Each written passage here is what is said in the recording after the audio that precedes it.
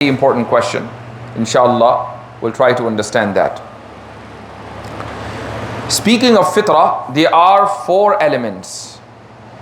These 4 things make up that fitrah, and we find these 4 things in every single person around the world. Doesn't matter what religion he follows or he believes in a religion or not, but he has to have these 4 elements. The first thing is, we are all born with our natural instinct towards, or that makes us inclined to tahara. We are all born with tahara, meaning we want tahara in our life. Even a person, think about this, who, let's say his job is to clean people's bathrooms. So most of the time, every day, he's spending his time in other people's bathrooms. But if you ask him, so do you like that stuff? He says, no. I want to be in a cleaner environment. If you offer him a better job, he will definitely get that better job and he will stay away from it. Why? Because he's born with the natural love of tahara. That's why Rasulullah sallallahu alayhi wasallam, in one hadith he said khamsum min al-fitrah, and in another hadith he said ashrum min al-fitrah. There are 5 things that are from fitrah, and all of these 5 things are related to tahara. For example, trimming mustache, or removing the hair from armpit, and a few other things. All of these things are related to tahara. So whether you're a Muslim, you're a non-Muslim, a Christian, a Jew, or a Hindu, or whatever you are, you cannot say that I hate tahara. So purity is something that we're all born with. We want to have purity and cleanliness in our life. That's the first component of fitrah. The second component of fitrah is obedience. We are all born with this natural tendency towards obedience. We have to obey. Sometimes we obey states, we obey the law, we obey the authorities, we obey the elders of the families.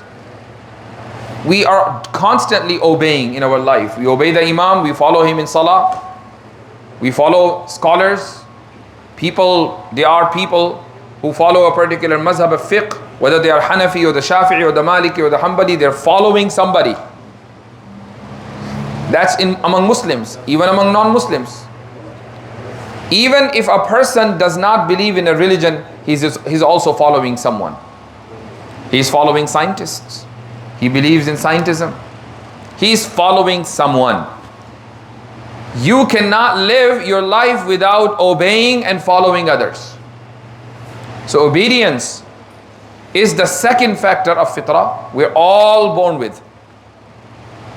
No exception here. The third thing is, as in Arabic it is called samaha. In English it can be translated as generosity. When we say generosity, it doesn't mean tendency or love of giving and sharing with others. That's not what it means only. Generosity means that you want to stay away from animality, which we find in every single individual. What is animality? We belong to the animal kingdom, so we share some common qualities. For example, we are selfish. Animals are selfish. We are greedy. Animals are greedy. That's why they don't want to share their food with others, even with their siblings, with the other animals of the same genus. They don't want to share their food with them. So the level of greed and the level of selfishness is very high in animals. We also have greed and selfishness problems. So we share some of the negative qualities with them. But we all know that selfishness is bad. We all know that greed is bad. And therefore, we want to avoid them. Whether we at the end of the day still remain greedy and selfish, but we condemn selfishness and we condemn greed, and we say that no, it is not right for any Muslim, for anybody, whether Muslim or non-Muslim, to have greed and selfishness. This is the meaning of samaha. This is the meaning of generosity. Because when you're not greedy and you're not selfish, then you will share with others. Automatically, you will feel the internal urge to share what you have with others. So that's the third quality. We are all born with this third quality, no exception. Even non-Muslim, you ask them, so what do you think about being greedy? He says, I don't like it. The fourth thing is justice, adl. This is objectively true that every single human being across space and time likes being fair and being just. You will not find, even if you had a chance to speak to Hitler and you ask him, so what is your position on justice? He will say that justice is one of the best values that human beings have. Everybody has to be just. Because I am just, that's why I'm killing Jews. So he will justify the massacre that he did in the name of justice. But he would never say that I hate justice. I'm killing Jews because I'm not a just guy. So whether it's Hitler or anyone else, the biggest tyrant in the world, when you interview him and you ask his opinion about justice, he will say, I love it and everybody should be fair and just. So adl and justice is something that we are all born with, regardless of our faith, our religion, our denomination, our culture, our civilization, whatever you believe in, doesn't matter. Allah subhanahu wa ta'ala has put this thing in you. These four things make fitrah. So we naturally like to be clean. Tahara is there. We naturally like to be generous. We don't want to be greedy and selfish. So that is also there. The third thing is that we want to have justice. And the fourth thing is that we want to be humble and we want to follow others. Allah subhanahu wa ta'ala creates every child, every human being with these four qualities. And that's why he said, Fitrat Allahi allati fatara an-nasa alayha. It is the fitrah that Allah subhanahu wa ta'ala creates people upon. La tabdila li khalqillah. It is not going to change. So it doesn't matter where you live and what you believe in, these four qualities will remain in you. So when Rasulullah sallallahu alayhi wasallam said, Kullu mawludin yuladu ala al-fitrah, every child is born upon fitrah, he's actually talking about these four qualities, that every child is born upon fitrah. With the help of these four qualities, it becomes a lot easier for one to recognize his creator. Imagine. We all know that we have to follow someone. We all know that we have to follow. What's going on with this?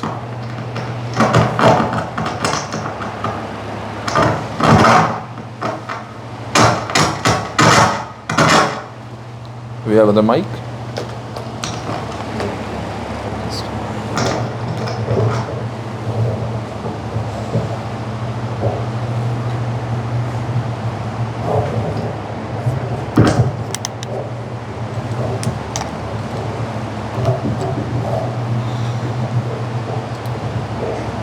I can hold in my hand.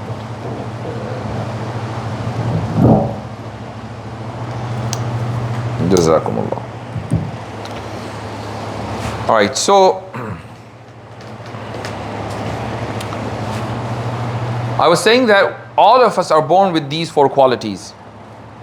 Everybody knows that I have to be clean, otherwise people will not be around me. I have to follow someone, so I follow the law of the land. And I cannot be selfish, I cannot be greedy, so I have to share my whatever I have with people who are in need. And everybody recognizes that everybody has to be just. We must live, we deserve a just society. So Allah subhanahu wa ta'ala creates every child with these four qualities, and it becomes a lot easier for a person who has these four qualities to recognize Allah subhanahu wa ta'ala. How? Look, when you know that you have to follow someone or something, If you are wise enough, then you will think that, it's better that I follow the Creator who created me rather than following someone whom I elect, someone who is like me, someone who has deficiencies as I have deficiencies, someone who has limitations and restrictions just like I have limitations and restrictions. Why not just simply follow the Creator of this universe instead of following one of His creations? So it is easier with this fitrah to recognize the Creator. That's why Rasulullah sallallahu alaihi wasallam said that every child is born upon fitrah. But then what happens? Fitrah doesn't change. As we grow up, sometimes fitrah is blocked. It is covered. It never changes. It is there. It's just blocked by certain things. And that's why people turn away from Islam. Either they become practicing Christians or hardcore Jews or Hindus or whatever, or atheists or agnostic. They don't remain Muslims or they don't accept Islam because their fitrah has been blocked. There are three things that can block one's fitrah. The first thing is hijabun nafs. The second thing is hijab is the curtain. Hijabun nafs. The second thing is hijabud dunya. And the third thing is su'ul fahm. And I will explain each inshallah with an example. Hijabun nafs. Many times people turn away from Islam because of their desires. They think that there are too many restrictions in Islam.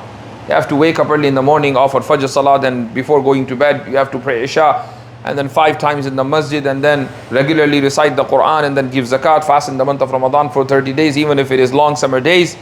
And if you have some money, then go for Hajj, go for Umrah, this and that, and then taking care of the family and fulfilling the responsibility of family members. So many restrictions. And on top of that, no fun.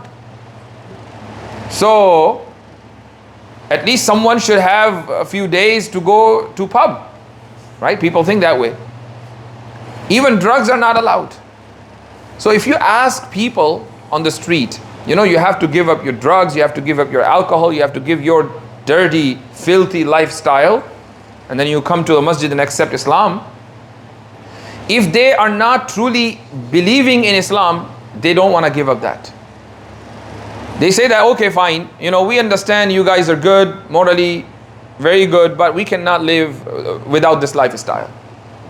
So it's so difficult to convince people when you tell them that you will get a lot of restrictions but no fun. So respected brothers, hijabun nafs. Nafs is the first thing that blocks that fitrah. Our desires to get more and more wealth, our desire to become rich, and doesn't matter how we are earning that money, through haram income, haram business, haram investment, doesn't really matter. We just want to make more and more money. And there are other sins that are associated to nafs. And because Islam puts restrictions on all of these sins, therefore a lot of people turn away from Islam. So hijabun nafs is the first reason that blocks the fitrah. The second thing that blocks the fitrah is hijabud dunya, dunya itself. Many times what happens when we look somebody with a very healthy and wealthy lifestyle, we want to be like him. The guy makes a lot of money, he has nice car, big house. Why I cannot be like him? I want to be like him. I want to make money just like he's making money. I want to live in the same neighborhood that he lives. I want to make similar car. I want to drive a similar car. So this competition to earn dunya is the second reason why a person blocks his fitrah, and then he does not care what Islam commands. He just forgets about Islam, forgets about the Sharia, and gets involved in fulfilling his dunya. That's the second reason. Third reason, and very important, su'ul fahm, wrong understanding. What's wrong with Christians and Jews? What's wrong with Hindus? Don't they have this fitrah and these 4 elements? Of course they do. But their problem is su'ul fahm. They misunderstood. What did they misunderstand? They misunderstood Allah subhanahu wa ta'ala, the Creator, and his relation with the creation. So some of them start committing the sin of tashbih. Tashbih means false equivalence. So they think that Allah is like us. And if He is like us, He has to have a body part, He has limbs, and He also has desire to have family. So Christians said that Isa alayhi salatu wassalam is His son. According to some of their denomination, Maryam alayhi salatu wassalam is His wife. And Allah subhanahu wa ta'ala condemned this aqidah in the Quran, that do you think Allah is like you? He has a son and a wife? No, He's not like you. So Christians wanted to follow the fitrah. The fitrah is there. It's just blocked by their misunderstanding about Allah. And if you clear that misunderstanding and you bring them back to the original fitrah, they will accept Islam right away. All you have to say is that, look, you believe in the Creator, but do you think that the Creator is like us? And if He's not like us, then He cannot have a son, He cannot have a wife, no family, nothing, and He has to be all powerful, and He does not need to come down and die for our sins, because He could have forgiven all our sins without dying. He's not like us. So this is what we need to say to the Christians. Su'ul fahm. As soon as you fix their fahm, they are back to fitrah. Another problem is that a lot of people, they think that Allah is not like us, but some of us can be like Allah. Some human can acquire divine attributes and they can become like Allah. They can become like God. You know, idol worshippers, not only they worship the Supreme Being, they also worship many different gods and goddesses that they believe that they were also created by the Supreme Being, but they are very close to the Supreme Being. So they also have divine attributes. So just like we worship the Supreme Being, we should also worship these smaller beings who are closer to God. So what they think that, no, we're not like, God is not like us, but some of us can become God. Some of us can become like God, and therefore just like God is worthy of worship, they should also be worshipped. But if you tell them that God is someone that no one is like Him, laysa kamislihi shay, because if anyone is like Him, then he is disqualified to be God right away. So when you fix their fahm and their understanding about the concept of God, they come back to the fitrah that they were born with, and they immediately accept Islam. Those people who are involved in the field of da'wah, they experience this all the time. All you have to do is simply guide them to their fitrah, and you will see the hearts are open, and the divine message of Islam gets into their heart right away. You don't have to be expert in da'wah. You don't have to be like a big scholar just to mention these few things to your non-Muslim neighbors, non-Muslim friends. All you have to do is that just raise their awareness about that fitrah that they were born with.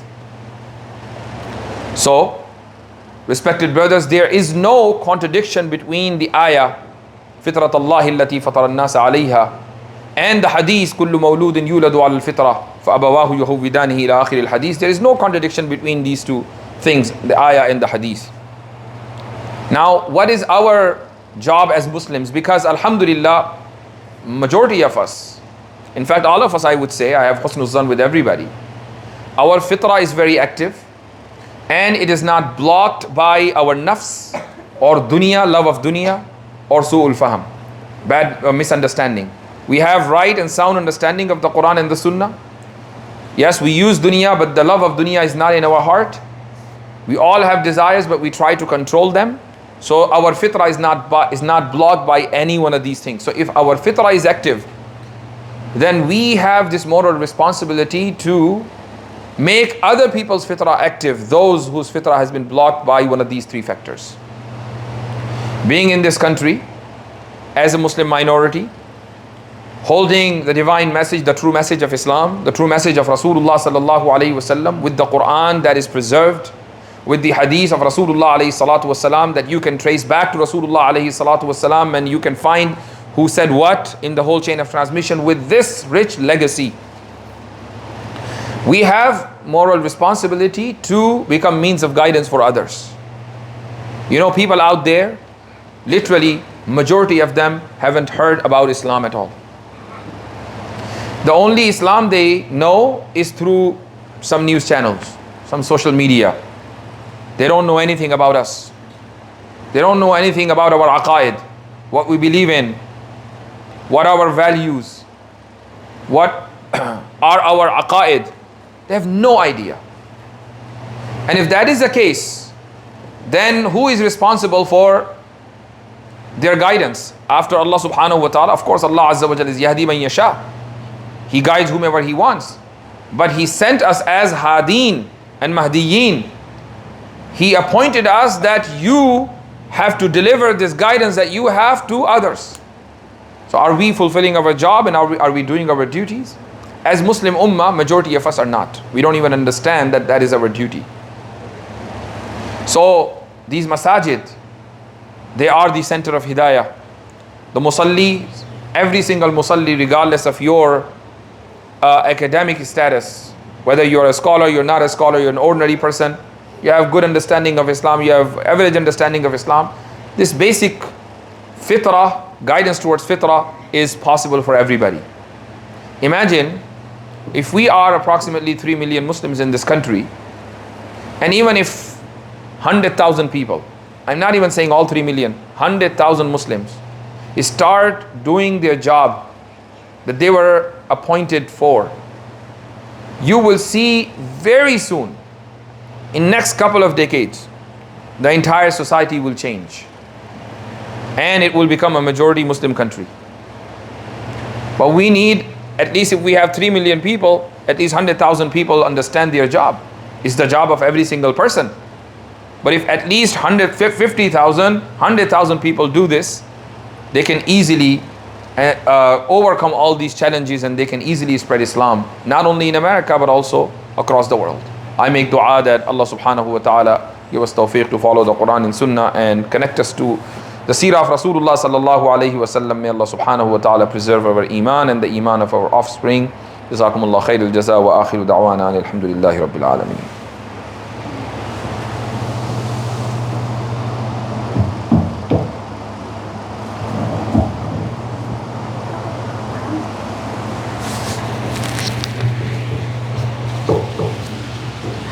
If anybody has any questions or shares, you can ask.